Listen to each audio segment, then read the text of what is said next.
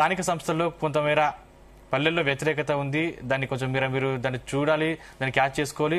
6 గ్యారెంటీలు ఎక్కడ కూడా అమలు అవ్వట్లేదు. కొంతమేర పల్లెల్లో విమర్శ ఉన్నట్టు చాలా మంది చెప్తా ఉన్న పరిస్థితి కనిపిస్తుంది. నిజంగా దాన్ని మీరు తీసుకుంటారా? అంటే పల్లెల్లో విమర్శ ఉందని మీరు తీసుకుంటున్నారా? సార్, పల్లెల్లో ఎందుకు వ్యతిరేకత ఉంటుంది? పల్లెల్లో ప్రధానంగా కేంద్ర ప్రభుత్వం నుంచి రావాల్సిన నిధులు కొంత రాకపోవడంతో ప్రధానంగా ఇబ్బంది అవుతా ఉంది. పల్లెల్లో కూడా ఇందిరా ఇండ్లు గతంలో 10 సంవత్సరాల కాలం పాటు ఎక్కడ ఇండ్లు ఇవ్వలే కదా. ఇండ్లు సంబంధించినటువంటి ఇంకొక 2 నెలలు మొత్తం పూర్తి స్థాయిలో పూర్తి అవుతా ఉంది. ప్రతి నియోజకవర్గానికి 3,000 పైచి మొత్తం రాష్ట్ర వ్యాప్తంగా 3 లక్షల పైచిలకు ఇల్లు కాంగ్రెస్ ప్రభుత్వం ఆల్రెడీ శాంక్షన్ చేసిరు. దాదాపు 50% కూడా కంప్లీట్ దశకు చేరుకున్నాయి. ఖచ్చితంగా ఇంకో 2 నెలల్లో పూర్తిగా వస్తా ఉంది. అదే కాకుండా ఇప్పుడు డిసెంబర్ లో పెట్టకపోతే మరింత లేట్ అయ్యే అవకాశం ఉంది. ఎందుకంటే స్థానిక ఎన్నికల నిర్వహణ పంచాయతీ అధికారుల నివేదిక ప్రకారం జనవరి 25 నుంచి మేడార జాతర ప్రారంభమవుతోంది. ఫిబ్రవరి 25 నుంచి మార్చి 18 వరకు ఇంటర్ పరీక్షలు ఉన్నాయి. ఆ తర్వాత ఏప్రిల్లో 10th క్లాస్ ఎగ్జామ్స్ ఉన్నాయి. కాబట్టి మరి ఏ విధంగా ముందుకు పోతే బాగుంటది? ఏదో ఒక సాకు చెప్పి తప్పించుకుంటున్నారు తప్ప అసలు హామీల మీద మీరు శ్రద్ధ పెట్టట్లేదు అనే విమర్శలకు సమాధానం ఎవరు తప్పిస్తా? కాంగ్రెస్ ప్రభుత్వం ఎప్పుడు ఎలక్షన్ల సందర్భం మాత్రమే రాజకీయం చేస్తే మిగతా సందర్భాల్లో రాష్ట్ర ప్రయాణాన్ని ముఖ్యం అని చెప్పేసి ప్రభుత్వం భావిస్తా ఉంది. కాబట్టి వచ్చిన తక్షణమే కేబినెట్ లో తీర్మానం చేసి కులగన్న సంబంధించి ప్రక్రియ ప్రారంభించింది కాంగ్రెస్ ప్రభుత్వం. ఏదో వచ్చి ఇప్పుడు 2 సంవత్సరాలు అవుతాయి. డిసెంబర్ 3వ తారీఖు 2 సంవత్సరాలు అవుతుంది. ఇవాళ ఒక్కరోజే ప్రారంభించింది కాదు. కాంగ్రెస్ ప్రభుత్వం వచ్చిన తక్షణమే ప్రారంభం 2 సంవత్సరాలు అవుతా ఉంది. దేశంలో ఏ రాష్ట్రంలో చేయని విధంగా తెలంగాణ రాష్ట్రంలో కులగన్న చేసిరు, కేబినెట్ లో చర్చించారు, 2వ అవకాశం ఇచ్చారు. అదే కాకుండా అసెంబ్లీలో బిల్లు పాస్ చేసిరు, కేంద్ర ప్రభుత్వాన్ని పంపిరు. ఇదేదో చాలా పెద్ద 42% రిజర్వేషన్లు చట్టపరంగా అమలు కాదని తెలిసే మీరు హామీ ఇచ్చారనే విమర్శ కూడా ఉంది కదా సార్. ఏది కూడా కేంద్రంలో ప్రభుత్వం ఉంటది. కేంద్ర ప్రభుత్వం మరి ఏం చేస్తారు? రాష్ట్రంలో మీరు మద్దతు ఇచ్చి కేంద్రంలో కూడా పనిచేయాలి కదా. రాష్ట్రానికి వచ్చినప్పుడు ఒక మాట, కేంద్రానికి ఒక మాట మాట్లాడేది భారతీయ జనతా పార్టీ మేము కాదు కదా. అంటే వాళ్ళు ఏదైనా మాట్లాడతారు అన్నట్టు. అడావిడి కాంగ్రెస్ పార్టీ చేసింది, మీకు బాధ్యత లేదా? మరి మీరు కేంద్రంలో ప్రభుత్వంలో లేరా? మీకు బాధ్యత లేదా? మీరు బీసీ ప్రధానమంత్రి మధ్యలో ఆపాలి సార్. దయచేసి మీరు ఆపు సార్. దయచేసి మరి మద్దతు ఎందుకు ఇచ్చినావు మరి అసెంబ్లీలో? బ్రదర్ రవి గారు ఒక్క నిమిషం అంటే మధ్యలో వచ్చి ఇంటరప్ట్ చేసి మాత్రం బాగుంటుంది చెప్తున్నాను. మాట్లాడుతున్నాం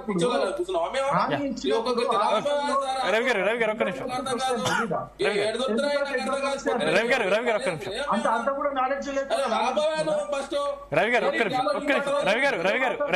మళ్ళీ మీతో మాట్లాడతాను. రవి గారు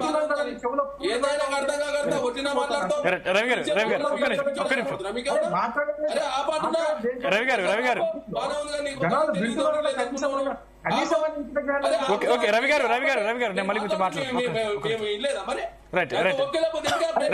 చరణ్ కౌశిక్ గారు మీరు మాట్లాడండి ఒక నిమిషం. రవి గారు ఒక నిమిషం.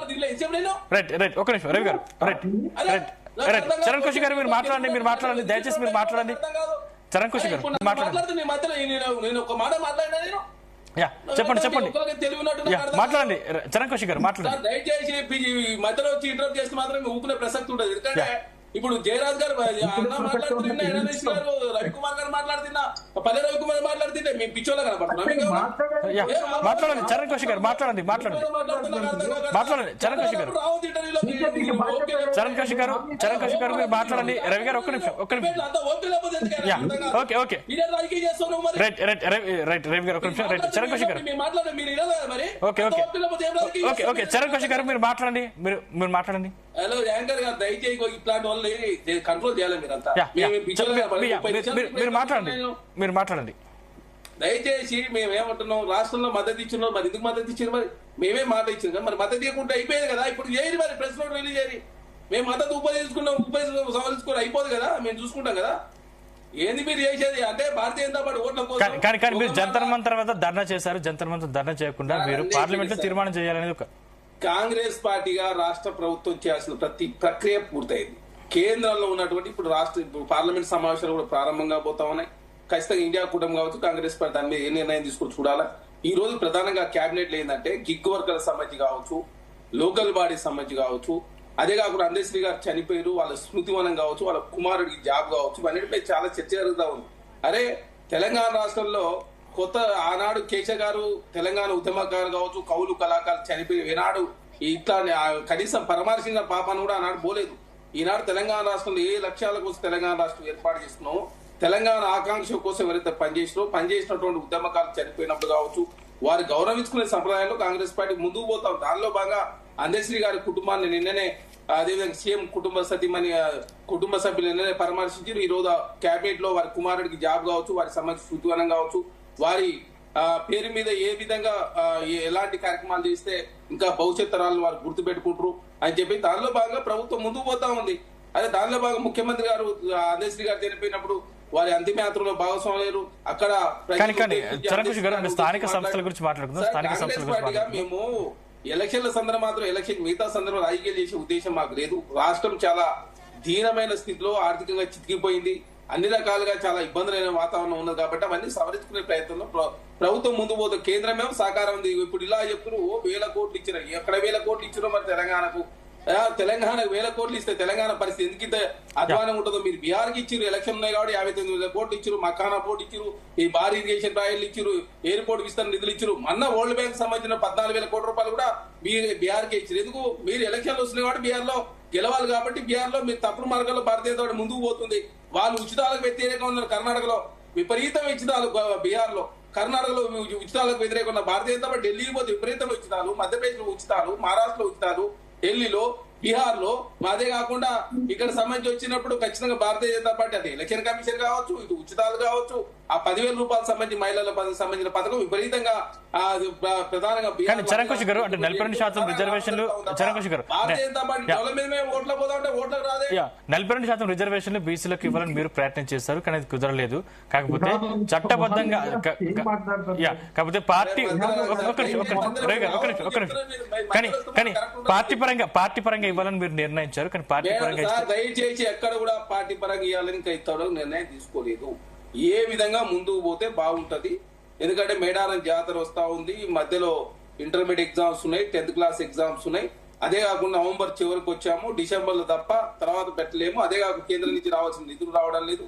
అదే కాకుండా ఏ విధంగా ముందుకు పోతే బాగుంటది. అదే కాకుండా డిసెంబర్ 3వ తారీఖు నాడు హైకోర్టులో కూడా కేసు మళ్ళీ చట్టబద్ధంగా అమలు అవ్వట్లేదు, పార్టీ పరంగా మీరు నిర్ణయం తీసుకోలేదు. మరి ఏ విధంగా వెళ్ళాలనుకుంటున్నారు? ఈ కేబినెట్ లో నిర్ణయం తర్వాతనే వాస్తవ విషయాలన్నీ బయటకు వస్తాయి. అదే కాకుండా ఇప్పుడు ఇంకోటి హైకోర్టులో కేసు కాబట్టి ఆ కేసు సంబంధించి రాష్ట్ర ప్రభుత్వానికి కూడా హైకోర్టు నోటీస్ ఇచ్చింది. అదే కాకుండా కేసులో ఇంప్లీడ్ నాకు కూడా నోటీస్ ఇచ్చారు. డిసెంబర్ 3 నుంచి హైకోర్టులో వాదన లేనబోతా ఉంది కాబట్టి ఖచ్చితంగా వాదనలు ఏంటి, అదే కాకుండా గతంలో జడ్జిమెంట్ ఏంటి, మరి హైకోర్టు ఏ విధమైన జడ్జిమెంట్ ఇస్తుంది. ఎందుకంటే సుప్రీంకోర్టు కూడా హైకోర్టులో తెలుసుకోవాలని చెప్పింది. రాష్ట్ర ప్రభుత్వం తరఫున చేయాల్సినటువంటి అన్ని ప్రక్రియలు పూర్తి చేసింది. కాబట్టి ఏ విధంగా ముందుకు పోతే తెలంగాణ రాష్ట్రానికి కావచ్చు, గ్రామాలకు నిధులు కూడా ఇప్పటివరకు ఆగిపోయిన 2 సంవత్సరాల నుంచి ఎలక్షన్ నిర్వహించకపోవడం మూలంగా.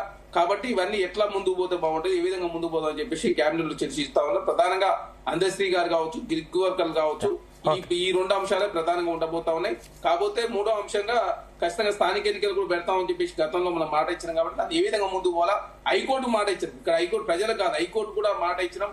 4 వారాల్లో ఎలక్షన్ నిర్వహిస్తామని చెప్పినాం. గతంలో నవంబర్ చివరి వరకు అన్నాం, ఇప్పుడు మళ్ళీ నవంబర్ కూడా అయిపోతా ఉంది. కాబట్టి ఏ విధంగా హైకోర్టుకు అఫిడవిట్ దాఖలు చేయాలి కాబట్టి దాన్ని కూడా ప్రధానంగా చర్చించి హైకోర్టు కూడా అఫిడవిట్ దాఖలు చేయాలి. అదే కాకుండా డిసెంబర్ 3 నుంచి ఆర్గ్యుమెంట్ కూడా ప్రారంభం కాబోతా ఉన్నారు. ఇవన్నీ చూసిన తర్వాత మాత్రమే ప్రభుత్వము ఒక నిర్ణయం తీసుకుంటుంది. కాబట్టి ఎక్కడ కూడా బీసీల అంశం విషయంలో కాంగ్రెస్ పార్టీకి ఎక్కడ కూడా చిన్న పొరపాటు చేయలే. బీసీల సంబంధించి రిజర్వేషన్లు కల్పించే ప్రయత్నం ఎక్కడ కూడా చిన్న పొరపాటు చేయకుండా అన్ని పార్టీలు కలుపుకుంటూ ముందుకు పోయే ప్రయత్నంలో కాంగ్రెస్ పార్టీ ముందుకు పోతా ఉంది. కాబట్టి ఖచ్చితంగా కేంద్రం మీద ఒత్తిడి తెచ్చే కావచ్చు, పార్లమెంట్ లో కావచ్చు, రకరకాల ఏ వేదికల ద్వారా అయితే ఒత్తిడి చేసే ప్రయత్నం చేస్తే లాభం జరుగుతుందో ఆ వేదికలన్నీ కూడా ఉపయోగించుకోవాలని చెప్పి ప్రభుత్వం భావిస్తా ఉంది. కాబట్టి ఆ దిశగా అడుగులు పడతా ఉన్నాయి. పల్లెరావు గారు, సందీప్ అంటే చట్టబద్ధంగా అమలు కాకపోయినా కూడా ఒకవేళ పార్టీ పరంగా కూడా ఇచ్చే యోచనలో ప్రభుత్వం ఉన్నట్టు తెలుస్తుంది. ఒకవేళ అది కూడా ఇప్పుడు ఈ రోజు జరిగేటువంటి కేబినెట్ మీటింగ్ లో చర్చించి నిర్ణయం తీసుకుంటారని చెప్తున్నారు. మొత్తం మీద బీసీలకు న్యాయం చేసే విధంగానే మేము ముందుకెళ్తామని కాంగ్రెస్ ప్రభుత్వం చెప్తుంది.